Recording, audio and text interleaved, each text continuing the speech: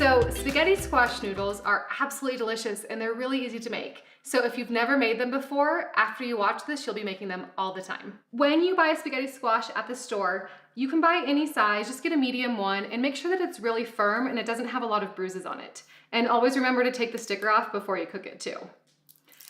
I love squash and they'll actually stay good for months on your counter, so they're a great thing to have around, and if they're ever a good price, make sure you buy extra. We'll start by roasting our spaghetti squash to turn it into beautiful spaghetti squash noodles. To do that, we're gonna cut off the bottom.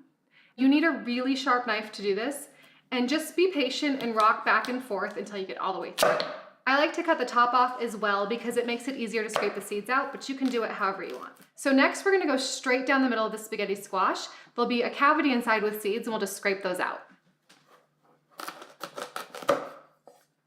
So right down the middle, and when you open it up, you'll see it's just like seeds. While I have this open, I'm going to preheat the oven to 400 degrees so that we can get this roasting. All right, let's scrape out the seeds. We'll drizzle it with a little bit of olive oil and get it in the oven. Use a big spoon and scrape out all the seeds. Once it gets challenging, flip it over and go the other way and then they'll all come out. So there's 1 and 2. And then once you get to the end, just grab it and pull it out with your hands. Okay, so now that I have all the seeds taken out, I can just get rid of this. And then we'll put a little bit of olive oil right in the center of both of these. Just about a teaspoon or 2 each. And then just use your fingers and spread it all over the spaghetti squash. This just adds a little bit of flavor and makes it taste really delicious. I like to roast these.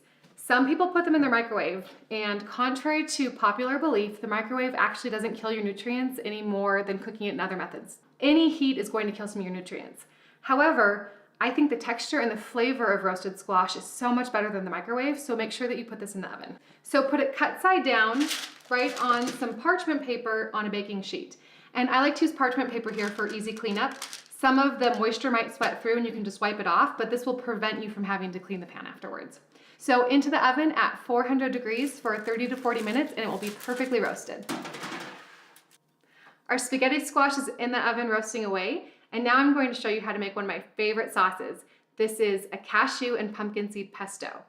I love pesto, and this is just a great spin on a traditional pesto that's made with cheese and other ingredients. So our cashews are actually going to act kind of like a Parmesan here and turn into a really great nutty, cheesy flavor. Everything is just gonna go straight into the food processor. So I'll start with a clove of garlic, and this is a pretty large clove of garlic. Let me just open it up here. And a quick tip, if it's going to be used raw and going into the food processor, put your garlic in first and process it because it will chop it up really fine, and then you don't have to chop it with your knife. So just 1 straight in, and then just turn it on and let it go.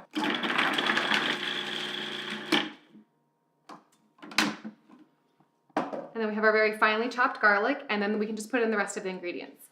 We'll do a ½ cup of raw cashews, and then a ¼ cup of raw pumpkin seeds.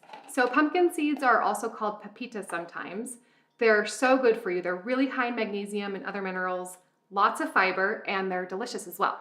So a ¼ cup into the food processor. Let's do 2 cups of fresh basil. This smells so good, it already smells like pesto. Just pull the stems right off. 2 cups of basil straight into the food processor.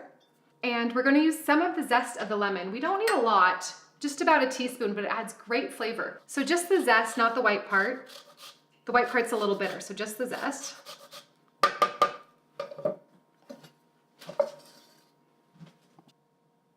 And we'll add the juice as well.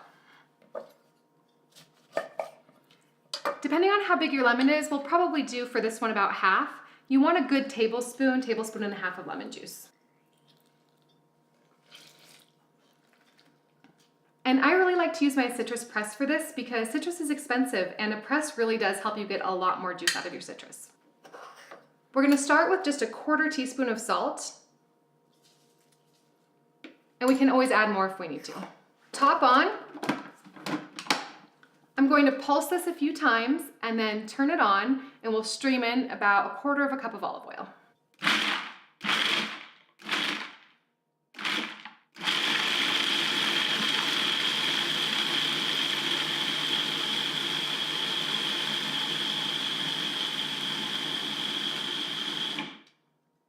We'll need to scrape down the sides once.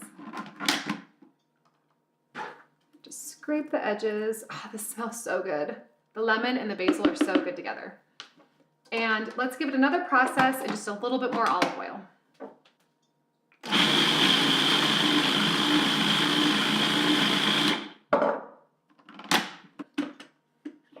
All right, take the blade out. Make sure we get the blade out.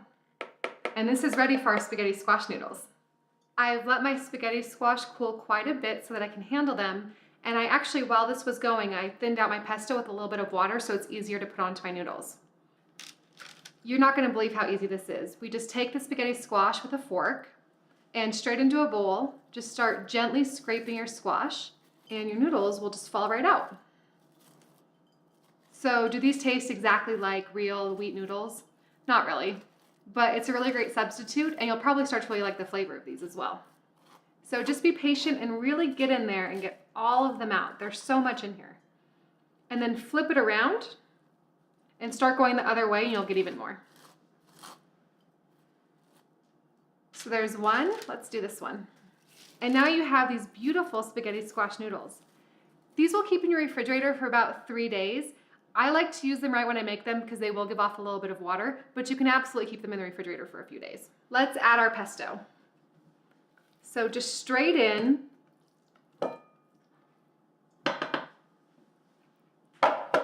And if you need to add a little bit of water to get this going, that's okay, but usually you don't need it. Let me grab my wooden spoons to toss this together.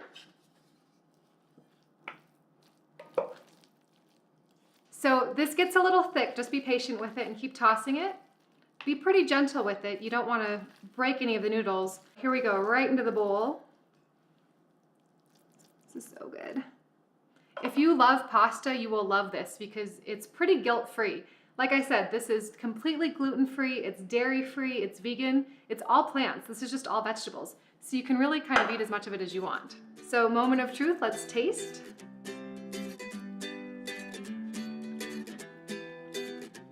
You guys, it's so good. Seriously, this can replace almost all the pasta in your life. If you want this recipe, head on over to my blog at elizabethrider.com and search for cashew pumpkin seed pesto and spaghetti squash noodles. I'll see you guys next time.